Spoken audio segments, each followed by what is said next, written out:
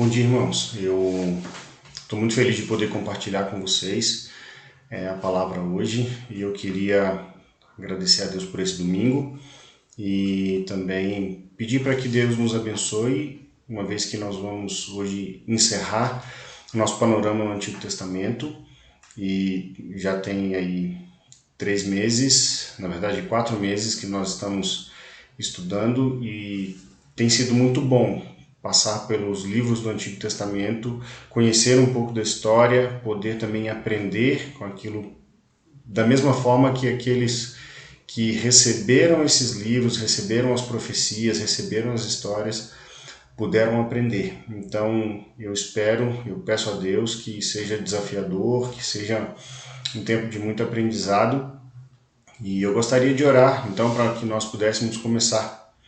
E você me acompanha então. Deus, louvamos ao Senhor porque podemos ler a Tua Palavra, entendê-la. Nós agradecemos porque o Senhor nos deu ensinos que, inicialmente, de forma muito aparente, são para outros, mas na verdade são para nós ainda hoje. Ainda que as promessas, alguns detalhes não sejam para nós, nós podemos aprender com eles, aprender como o Senhor se relacionou com o povo daquela época e também como o Senhor ainda se relaciona hoje, porque o Senhor é o mesmo desde sempre. O Senhor nunca mudou, o Senhor nunca vai mudar, porque o Senhor nos prometeu isso e o Senhor tem provado ao longo da história que o Senhor é o mesmo. Nós louvamos, nós agradecemos e pedimos que o Senhor hoje mais uma vez nos ensine através desses 3 últimos livros que são marcantes, são livros importantes, não porque são os últimos que nós deveríamos abandoná-lo, pelo contrário. Nós precisamos prestar atenção porque são ensinos muito atuais, são coisas que o Senhor ainda nos diz hoje. Então, pedimos que o Senhor marque as nossas vidas nessa manhã. É o que te pedimos, no nome de Jesus. Amém. Pois bem, irmãos, nós vamos estudar os 3 últimos livros, que é Ageu, Zacarias e Malaquias.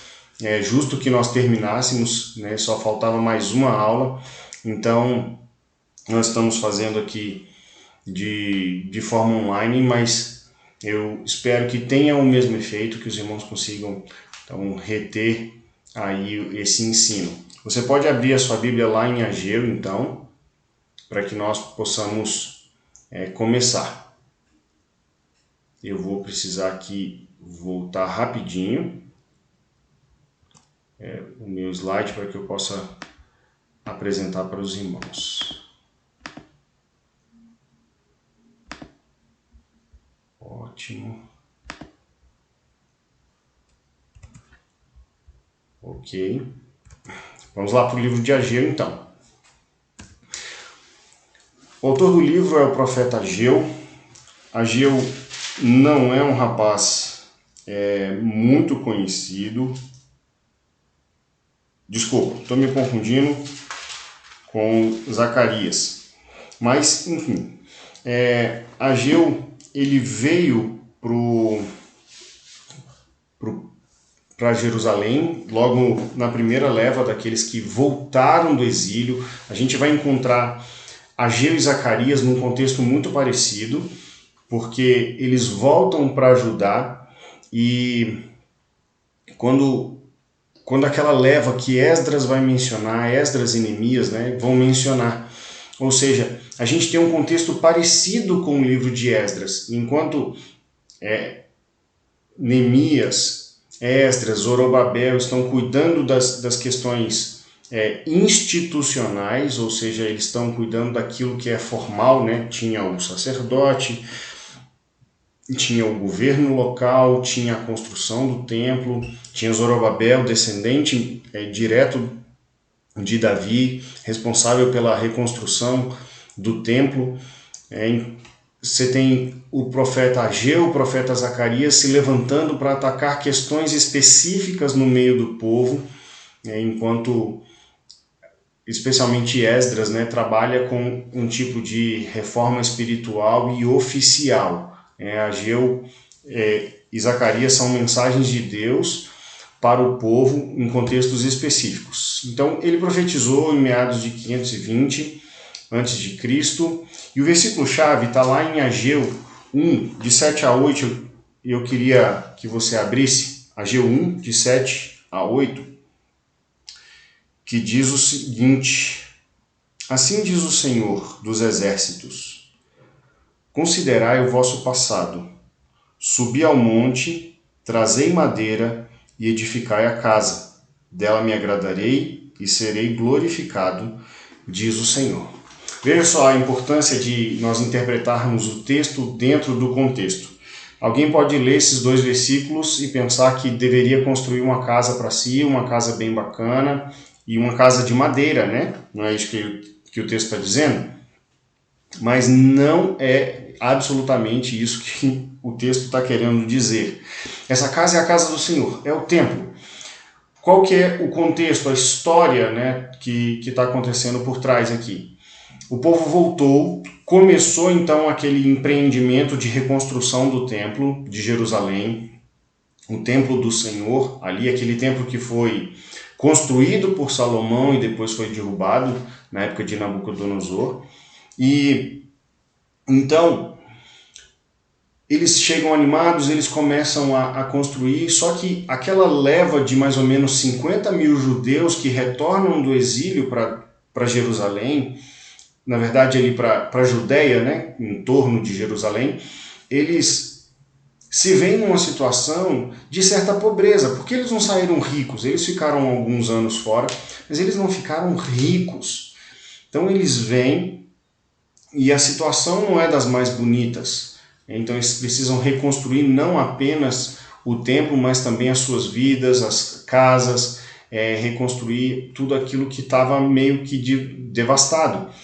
E nesse contexto, né, o tema da construção do templo, ou construindo o templo, eles se veem desanimados, precisando lidar com muito mais coisas que aparentemente eles não dariam conta. Então, aí esse resumo que eu estou dando, né? Os judeus retornam do cativeiro, lançam os alicerces do templo, que é uma situação meio dupla, você vai ver aí em Ageu, que parte do povo está alegre, está feliz porque lançaram a fundação do templo, ao mesmo tempo que os antigos, aqueles que viram o templo de Salomão, eles estão tristes, porque não tem a mesma glória. E em Ageu nós vamos ter aí a referência à glória da segunda casa, se não me engano, é Ageu mesmo, ou então, só confirmar, não, isso mesmo, Ageu. E então existe um desânimo e eles abandonam a construção do templo e eles começam a se dedicar aos seus interesses pessoais ou algumas necessidades pessoais. Né? Plantar e colher são necessidades básicas. Construir é algo necessário, você pode construir a sua casa, mas aí eles extrapolam a construção para então passar a decorar suas casas ou ter casas luxuosas, né? E aqui existe a acusação principal de Ageu. Ageu ele se levanta para falar ao povo e também com os líderes que era o tempo de reconstruir o templo, só que totalmente, era para terminar aquilo que eles começaram. Eles ficam cerca de 14 anos com a construção completamente parada. O versículo 4 do capítulo 1 mostra essa realidade para a gente. Fala o seguinte, a palavra de Deus ao profeta, né? Acaso é tempo de habitardes vós em casas apaineladas ou casas bonitas, casas todas reformadas, lindas, enquanto esta casa ou templo permanece em ruínas? De forma alguma. Então ele vai repreender o povo porque as prioridades estavam distorcidas e porque eles estavam perseguindo o conforto material enquanto adiavam, né, aquele compromisso com Deus. Não, o templo está ali, daqui a pouco eu vou conseguir mexer com ele. O templo ele pode esperar um pouco enquanto eu atinjo um conforto um pouquinho maior. E isso é de fato um problema e uma questão muito atual que nós vamos voltar nela. Então, o livro é dividido aqui em apelo para a reconstrução, Depois nós temos o novo templo, as características, como que ele está e tal. E depois um anúncio de bênção pela obediência. Tá? Isso aqui é muito importante. Se o povo obedecer, se eles reorganizarem as suas prioridades, haverá bênção, eles vão receber bênçãos. Tá? E então nós temos promessa para o futuro. Sempre que nós vemos aqui bênção por obediência, a gente precisa lembrar da aliança feita lá em Deuteronômio, no finalzinho ali, são os últimos 4 capítulos, a partir do capítulo 29 até o 32, se estendendo um pouquinho, tanto antes quanto depois, porque Deus faz um pacto com os judeus, com aquele povo específico, acerca da obediência. Se eles obedecem, eles prosperam. Se eles desobedecem, eles não prosperam, ou seja, a vida deles mingua. E os profetas, eles lembram essas promessas para o povo judeu. Não são promessas exatamente para nós. Então nós aprendemos os princípios, nós aprendemos as lições do livro para o povo, mas nós não nos apropriamos das mesmas promessas, apesar de Deus nos abençoar, sim, quando nós o obedecemos. Mas não quer dizer que Deus também não nos mande provações. Tá? Algumas curiosidades do livro. O tempo, que a construção ficou parada foi cerca de 14 anos, enquanto o povo construía suas casas. Eu sei que os métodos de construção eram mais lentos que o de hoje, em alguns sentidos, mas dava para construir muita casa e deixar tudo muito luxuoso na época. O templo da época de Ageu, ele era muito maior que o de Salomão, só que ele não tinha a mesma beleza, ele não tinha a mesma glória, ele não tinha a mesma imponência, ele não tinha as pedras preciosas, o cobre, o ouro e tudo. Então, por isso que alguns, os mais antigos, aqueles que tinham visto o templo de Salomão, eles ficaram muito tristes. Esse templo é o mesmo templo que Herodes reforma, ele faz uma reforma muito grande no templo, ele embeleza, ele coloca ali muita riqueza dentro do templo, ele investe muito dinheiro, e é o mesmo templo que Jesus vai então visitar, esse templo reformado por Herodes, construído na época de Ageu, por intermédio de Zorobabel ali. Nós precisamos tirar uma lição muito importante do livro de Ageu, porque ele vem confrontar diretamente nossas prioridades. Quais são as suas escolhas diante de Deus? O que você tem feito diante de Deus para trabalhar em prol dele? Hoje nós não temos o templo. Eu acho que é importante a gente frisar isso, porque muitas pessoas fazem essa associação direta. Então eu tenho que investir na minha igreja, na construção da minha igreja. Não é isso, definitivamente não é isso. Mas existe sim uma relação direta, porque Mateus 6:21 vai nos dizer que essa relação ela é importante e que ela existe ainda no Novo Testamento, ou seja, ainda que não exista o pacto de bênção e maldição de Deuteronômio para os nossos dias hoje, existe sim uma relação de prioridades e do cuidado de Deus sobre elas. Mateus 6:21 vai falar: onde está o teu tesouro, aí também está o teu coração. Onde está o teu tesouro? No que você está investindo? Você está investindo em construir sua casa, ter o seu conforto e está esquecendo das coisas de Deus? Acho que nós vivemos uma experiência bacana quando nós reformamos o nosso espaço de reunião, exatamente por causa disso. Muitos desprenderam seu tempo, alguns desprenderam recursos para que a gente pudesse fazer essa reforma. Nós, como igreja, tivemos também que tomar essa decisão, levantar um orçamento e tudo. Por quê? Porque, de fato, nós precisamos investir naquilo que Deus nos deu. E olha que eu ainda estou falando de um espaço físico. Mas o mais importante eu tenho investido naquilo que Deus me deu, eu estou investindo nas pessoas que Deus me deu, eu estou investindo no reino de Deus como um todo, eu estou investindo em evangelizar as pessoas, eu estou preocupado em ganhar o meu sustento e realizar o meu conforto. Isso é muito importante. Essa relação ela é muito importante.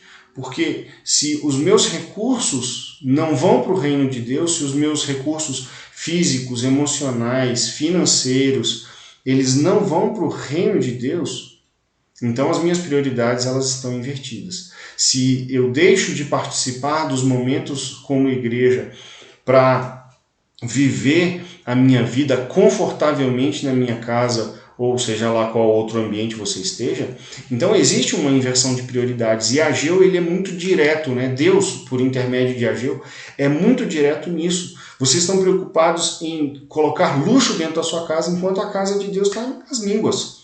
Ou seja, hoje seria mais ou menos o seguinte, você está aí investindo no seu conforto, preocupado com o seu ganha-pão, com poder progredir na vida, enquanto isso, o reino de Deus está ficando à míngua. Não que ele dependa de você, mas se você se diz um cristão, se você se diz um salvo, essa é uma pergunta que você precisa se fazer. Eu preciso me fazer essa pergunta constantemente. Por quê? Quais são as minhas prioridades? Como que nós temos lidado com aquilo que Deus tem colocado nas nossas mãos? Deus tira o povo lá do exílio e traz o povo de volta. Coloca o povo na terra. E agora, como é que eles reagem? Com desânimo, com apatia, abandonando o trabalho do Senhor para que eles tenham algum tipo de conforto. Talvez até algo que eles tenham trazido do meio do exílio, porque o povo, né, no meio do qual eles viviam era um povo que estava preocupado com o seu conforto, com a sua própria vida.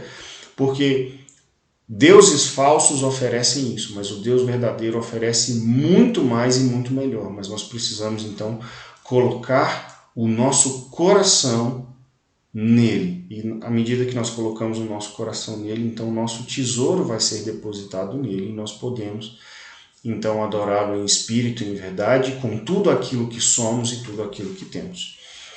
Ok? Então nós vamos para o livro de Zacarias, que tem um contexto similar, eles profetizam na mesma época, e isso facilita o nosso entendimento, tá bom? E eu vou aqui colocar o livro de Zacarias.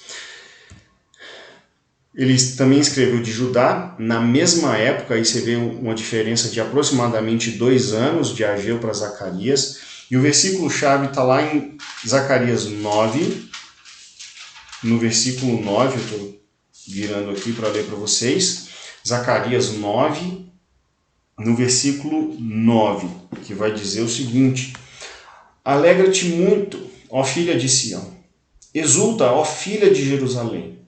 Eis, aí te vem o teu reino, aí te vem o teu rei, justo e salvador, humilde, montado em um jumento, num jumentinho, cria de jumenta. O tema de Zacarias é o Messias e o templo. Ageu está lidando com o templo.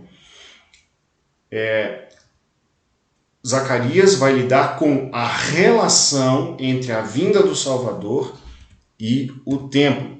Tá?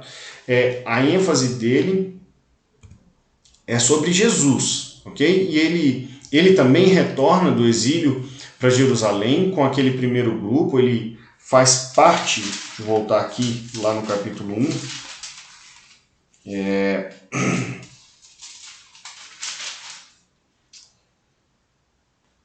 Zacarias.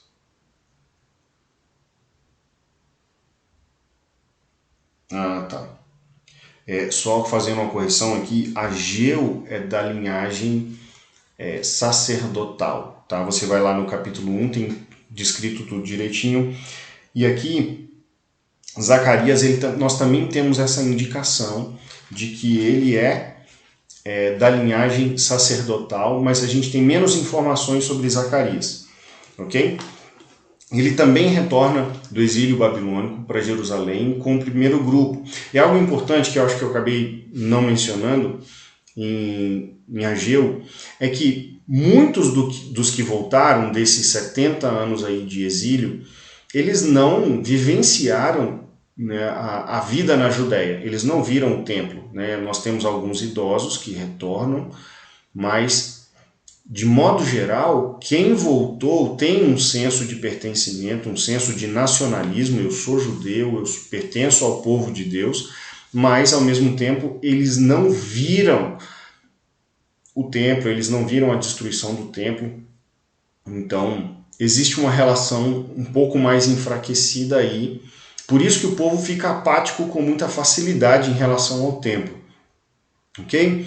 Eles encontram a cidade destruída e, além de pobreza e das dificuldades para reconstruir o templo, eles encontram também uns inimigos, né? São os samaritanos. Você vai ler a história de Neemias, é muito claro isso lá. Tem Sambalate e Tobias, né, que tentam atrapalhar ali a reconstrução dos muros e do templo também.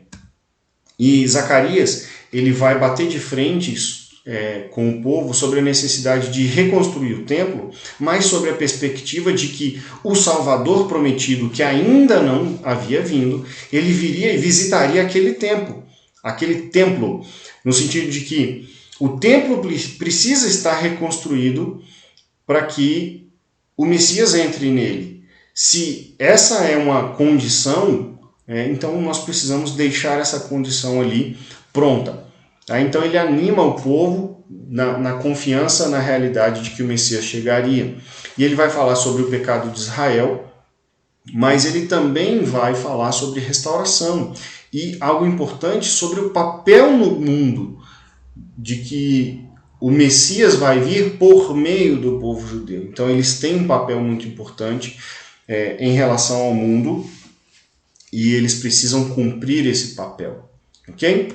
O livro é dividido aí nessas 3 partes. Do capítulo 1 até o capítulo 6 nós temos 8 visões. Do capítulo 7 até o capítulo 8 nós temos 4 mensagens.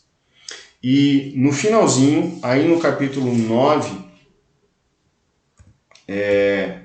até o 14, não é um ponto aí, tá, gente? É um tracinho, porque é do 9 até o 14, e não capítulo 9, versículo 14. Nós temos, então, 2 fardos, né, ou 2 castigos para o povo. E algumas curiosidades do livro. A mensagem de Zacarias ela é mais abrangente que a de Ageu, mas você encontra ali a mesma situação, o mesmo pano de fundo. E é o livro que mais contém promessas em relação à crucificação do que qualquer outro livro, com exceção, obviamente, de Salmo e Apocalipse. Não é Apocalipse, tá, gente? É Isaías. Perdão aí, porque Apocalipse e Isaías eles não têm ligação nenhuma. Foi só erro de digitação aqui, meu. E eles têm muitas referências, até porque são livros maiores, né? A forma de dizer dos profetas, tanto dos Salmos quanto de Isaías, é muito diferente. E nós temos uma lição importante para tirar aqui. Enquanto Ageu está lidando com as prioridades, Zacarias está dizendo que o templo precisa estar de pé para que o Messias entre nele. Isso diz respeito à nossa preparação. Isso diz respeito a como nós nos comportamos para receber, nos comportamos ou nos preparamos mesmo, tá? Para receber aquilo que vem de Deus. Eu estava compartilhando esses dias sobre as coisas simples, sobre a necessidade de nós valorizarmos coisas simples, e uma das coisas simples que eu tenho valorizado nos últimos tempos são os versículos que eu decorei desde a minha infância. Às vezes eu não lembro da referência, mas eu lembro da mensagem do versículo, eu sei que está ali mais ou menos aonde, né? Se é uma citação de Paulo, se é Pedro, se é do Evangelho, se é do Antigo Testamento, qual livro do Antigo Testamento. E essas coisas, elas nos lembram de quem é Deus, sobre a promessa de Deus, e é algo tão pequeno. Decorar um versículo é algo tão pequeno, parece muito complicado, mas não é. E eu estou falando com propriedade que eu tenho muita dificuldade para decorar, tá? Mas essas coisas elas nos ajudam, elas renovam a nossa esperança, elas nos lembram aonde os nossos olhos precisam estar postos. É uma coisa simples, mas que nos prepara para aquilo que Deus tem para nós. Tá? O templo ele precisava estar construído para que o Messias entrasse nele. Se eu deixo algo destruído, se eu deixo no caso, né, o templo, se eu deixo o templo destruído, uma bagunça, eu não estou crendo que o Messias vem. Tem um amigo que ele tem muitos filhos, ele quer mais filhos, ele tem 4, e aí eles aguardam mais filhos, e ele diz muito sabiamente, com muita propriedade, que ter filhos é uma manifestação de fé, porque a gente sabe que a gente não dá conta, a gente não tem estrutura financeira, a gente não tem estrutura física nem emocional para dar conta de muitas crianças, para dar conta de filhos, mas ter filhos, para o judeu, era uma manifestação de fé de que o Messias viria do meio deles, eles precisam ter filhos, um dos filhos seria o Messias, de fato Maria teve esse filho, é Jesus, e o Messias veio ali, né, da linhagem de Judá, tudo direitinho, mas eles tinham que ter filhos, porque o Messias viria dentre eles. Da mesma forma, nos prepararmos, abrirmos a Bíblia, orarmos, termos um momento de meditação, né, guardarmos a palavra no coração, tudo isso é uma forma de nos prepararmos para que então Deus venha até nós e fale ao nosso coração, restaure a nossa alma, nos dê uma injeção de ânimo, nos prepare para enfrentar o nosso dia, para enfrentar a nossa semana, enfrentar aquele problema que é difícil, até mesmo para fazer as coisas corriqueiras do dia. Nós precisamos nos preparar para que Deus venha até o nosso coração, para que o Espírito Santo faça uma transformação. Tem gente que quer algo místico, como varinha de condão, como o pozinho da Sininho, né, que fazia o Peter Pan voar, e não é assim que funciona. Nós nos preparamos e então Deus vem até o nosso coração. Ele vem e nos preenche por aquilo que Ele nos provê de recurso. E esse recurso é a palavra dele, esse recurso é o relacionamento com ele por meio da oração.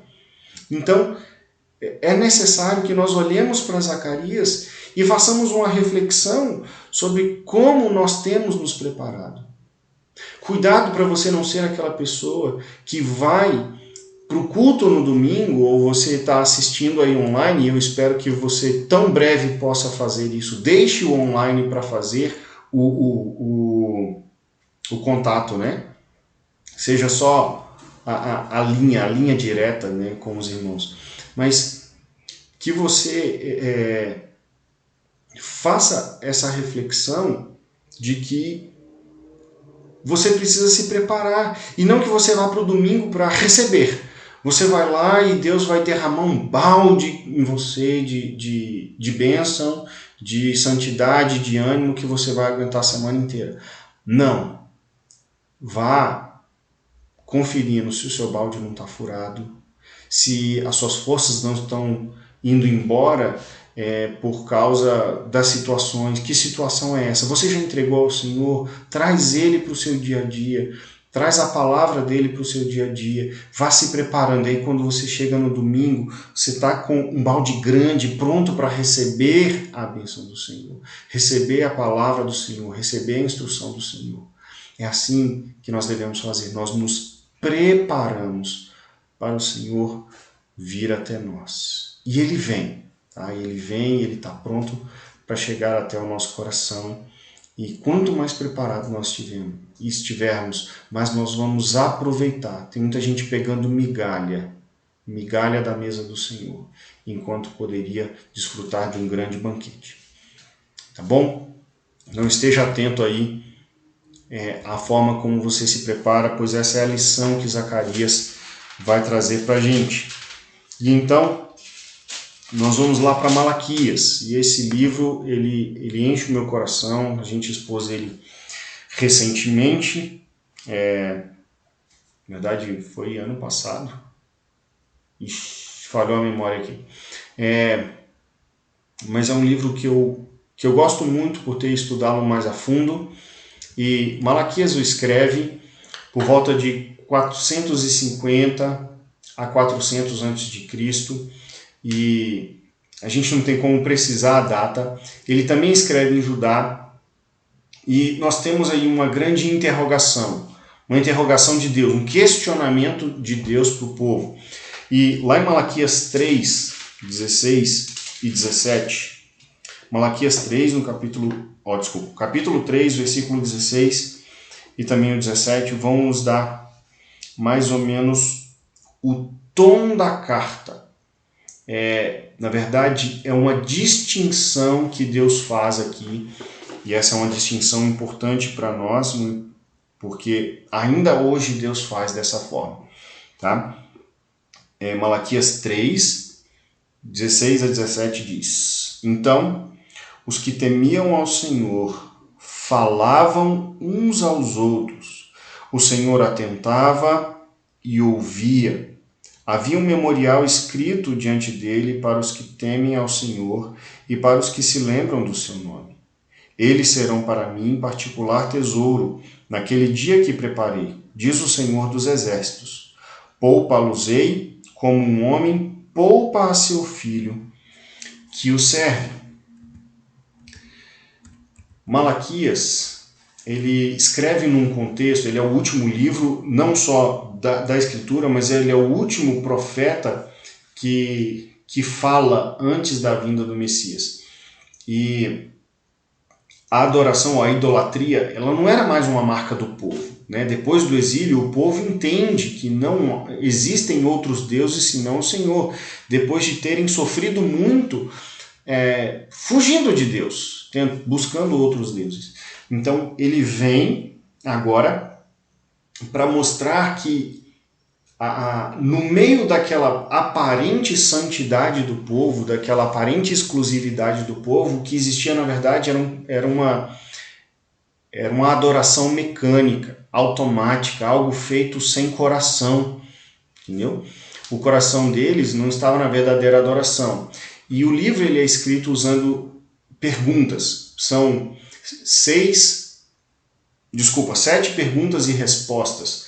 E Deus é até irônico um pouco na forma como ele questiona o povo. Você pode perceber isso lendo o livro.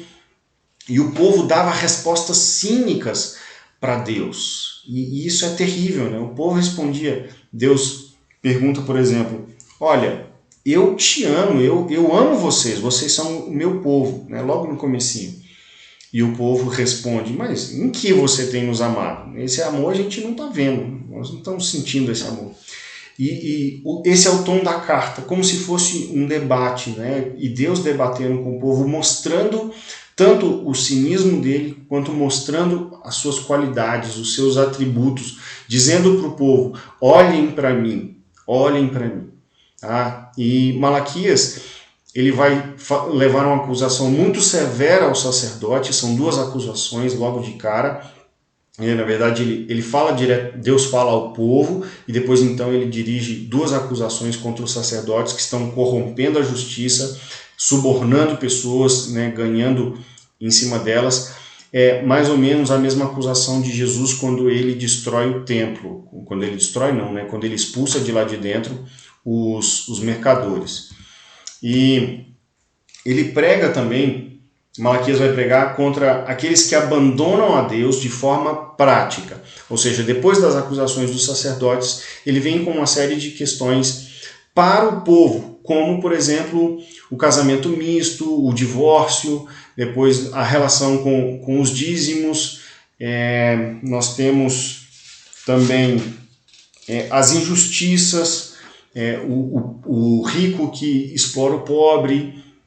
Então, o texto em si ele está mostrando que o povo diz adorar a Deus, mas na prática, no cotidiano deles, eles haviam abandonado a Deus. Ainda que eles continuassem lá levando sacrifícios, inclusive eles levavam sacrifícios,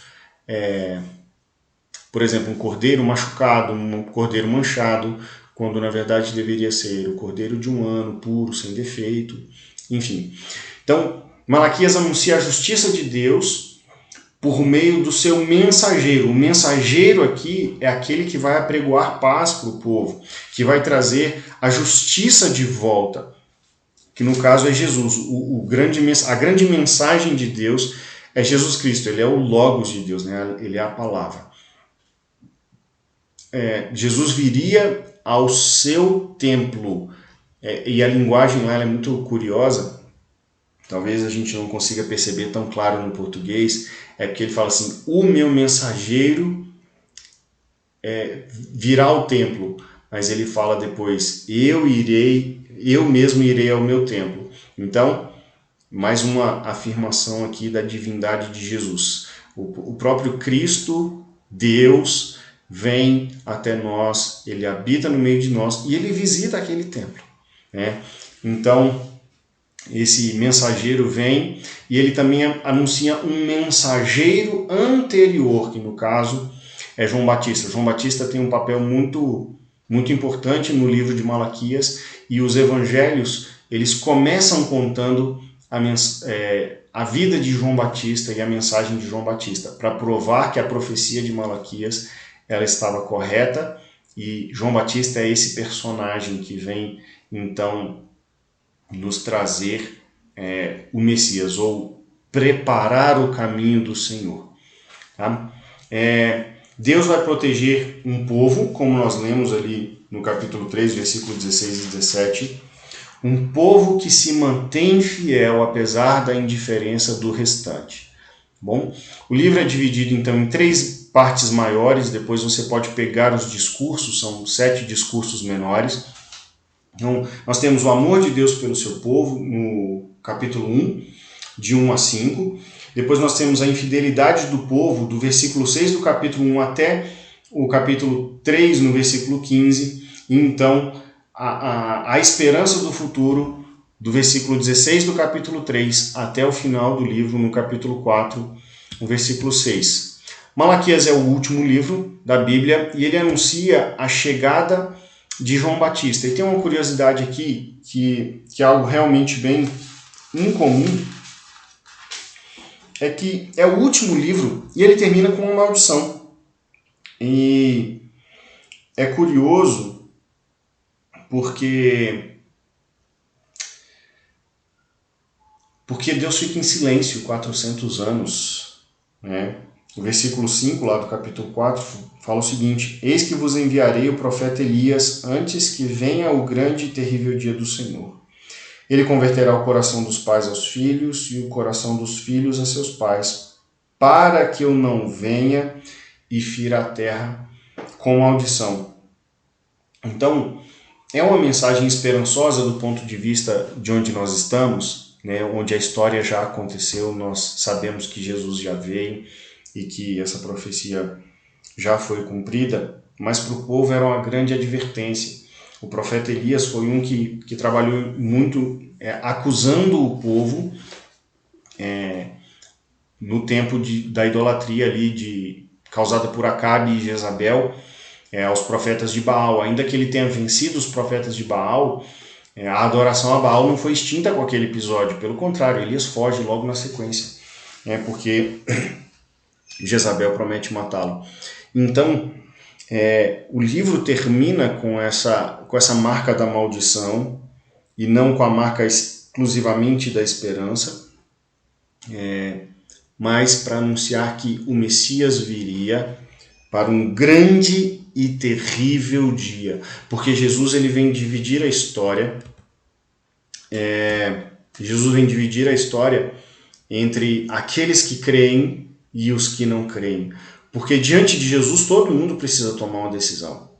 Diante de Jesus todos precisam saber, ou eu estou com ele ou não estou com ele. Se você não tomou essa decisão é a mais importante da sua vida. Dela depende toda a sua eternidade. Não só a eternidade, mas dela depende também como você vai viver hoje. Então, é importante que você tenha uma posição muito clara sobre isso. É importante que você tenha uma posição muito clara sobre quem é Jesus para você. Se você tem aquelas respostas prontas, Jesus é tudo para mim, Jesus é o meu Salvador, tá? Ele te salvou como? Qual foi o contexto da salvação? Do que depende a salvação? Por que ele te salvou? Essas perguntas auxiliares, elas nos guiam para saber como anda o nosso relacionamento com esse mensageiro de Deus que veio apregoar libertação para um povo fiel e exclusivo. Uma outra curiosidade do livro é que ele tem um dos versículos mais mal usados, né, pelos falsos mestres, por falsos pastores, pessoas que querem arrancar dinheiro dos outros. Tem gente que fala assim, arrancar dinheiro dos fiéis. É um tipo de fiel, tá? Não são todos os fiéis, porque aquele que é fiel à palavra, lê a palavra. E lendo a palavra vai saber que aquilo é uma atitude errada. Que é o versículo 3:10, é o capítulo 3, o versículo 10, que vai falar: trazei todos os dízimos à casa do tesouro, para que haja mantimento na minha casa. E provai-me nisso, diz o Senhor dos Exércitos, se eu não vos abrir as janelas do céu e não derramar sobre vós bênção sem medida. Mais ou menos o que ele está dizendo, o que Deus está dizendo é o seguinte: tragam um dízimo que eu vou abençoar vocês. Lembrando, mais uma vez, de que nós não estamos debaixo da aliança deuteronômica, né, do livro de Deuteronômio lá, dada a Deus a Moisés. E se nós não estamos debaixo dessa bênção, nós não desfrutamos dela com a mesma relação, da mesma relação que o povo desfrutava dessa relação de bênção e maldição. Então, esse versículo ele não se aplica a nós no sentido de barganha, sabe? Eu dou o dízimo, então Deus me abençoa. Não é assim que funciona. Pelo contrário, eu dou o dízimo porque Deus já me abençoou, na verdade.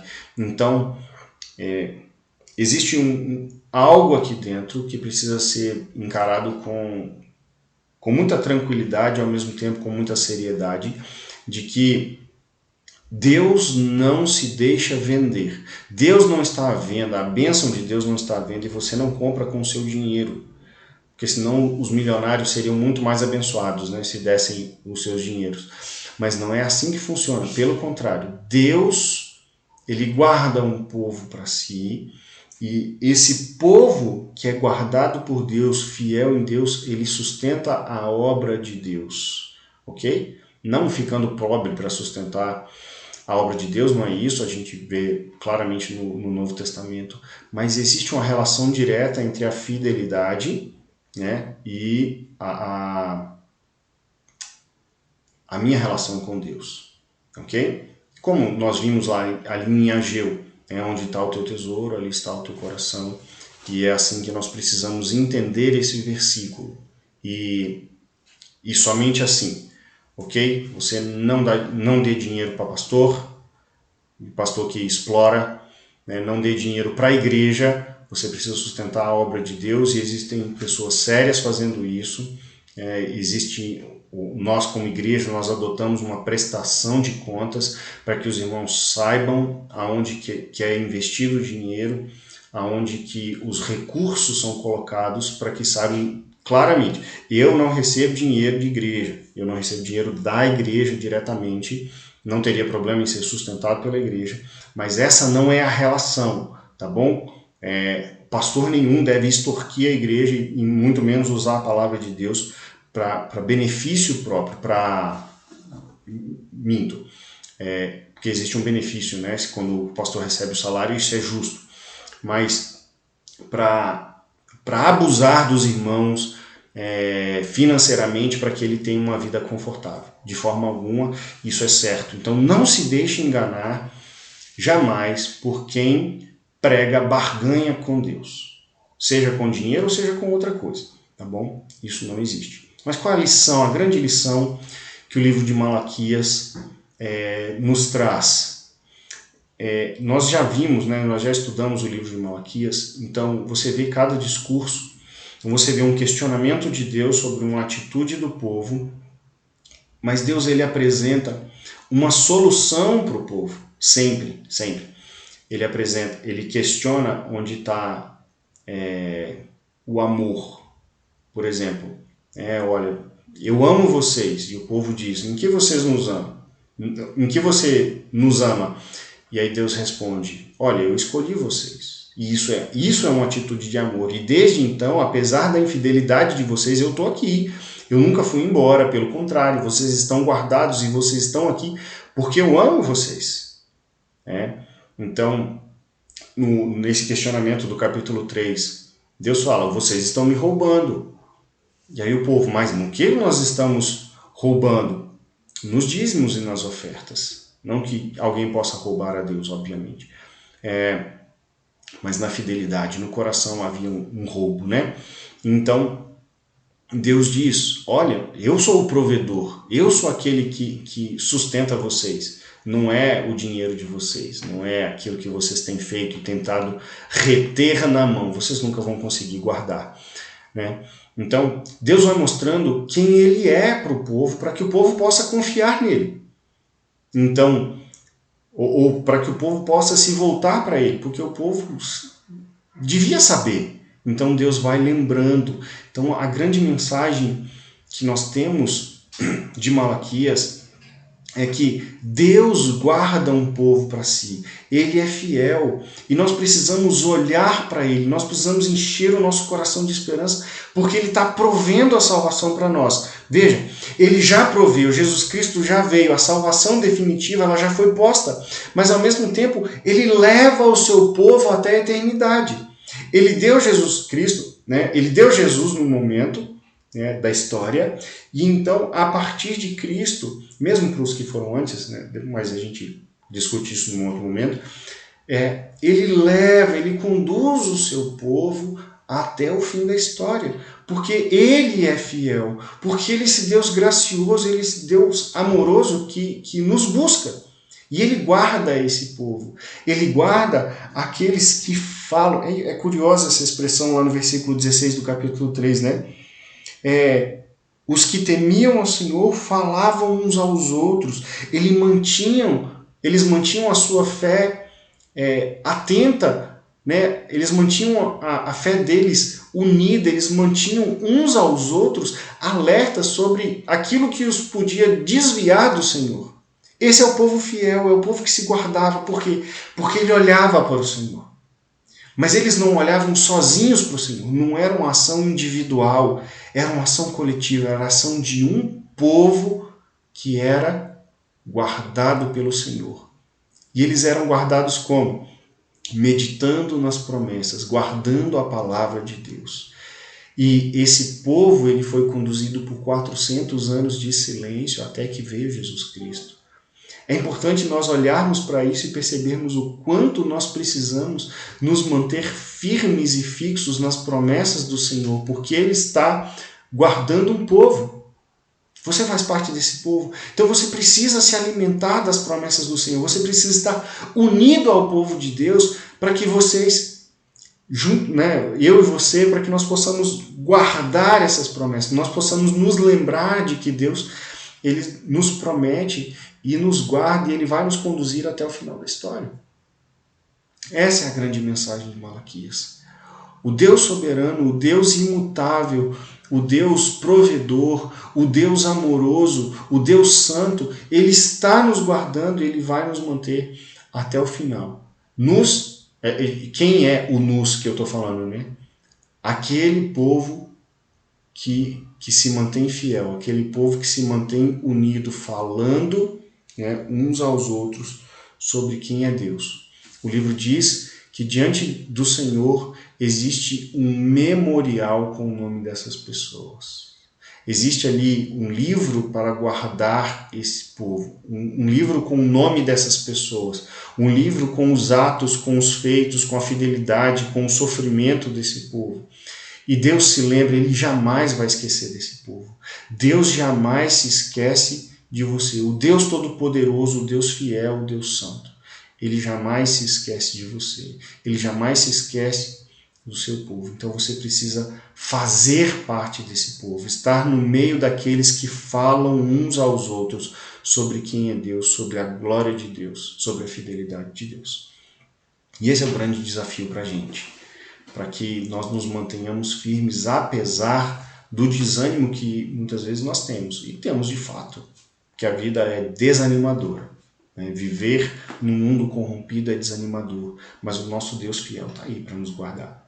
Então, eu queria encerrar com essa mensagem, que você se lembre sempre. Eu estou aqui fazendo o papel de um que quer lembrar vocês, né? Falar uns aos outros, né? Eu estou falando aqui com vocês para que vocês se lembrem de Deus, lembrem das promessas de Deus, lembrem de quem Ele é, e você então não vai vacilar, tá bom?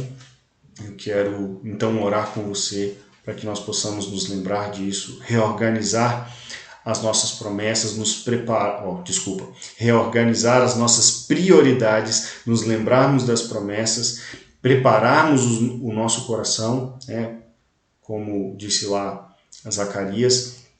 Então, com a nossa vida reorganizada, nós possamos falar uns aos outros sobre o Deus fiel que vai nos conduzir ao longo da história, até o tempo em que vamos viver para sempre com Ele, num mundo em que não vai ter nada disso, nunca vamos estar desanimados, porque veremos a glória do nosso Deus.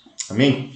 Vamos orar. Deus, louvamos ao Senhor porque o Senhor é fiel, o Senhor é justo, o Senhor é imutável, o Senhor é sempre o mesmo, e isso é importante, nós precisamos lembrar disso, porque quando o Senhor fica em silêncio, e o Senhor sabe, o Senhor é sábio quando faz isso, nós nos sentimos muitas vezes desamparados e tendendo a voltar as costas. Sim, quando não voltamos, né? Ou então mesmo os nossos pecados nos fazem nos afastar do Senhor, pensando que o Senhor muda como nós mudamos, como nós desanimamos daqueles que viram as costas para nós.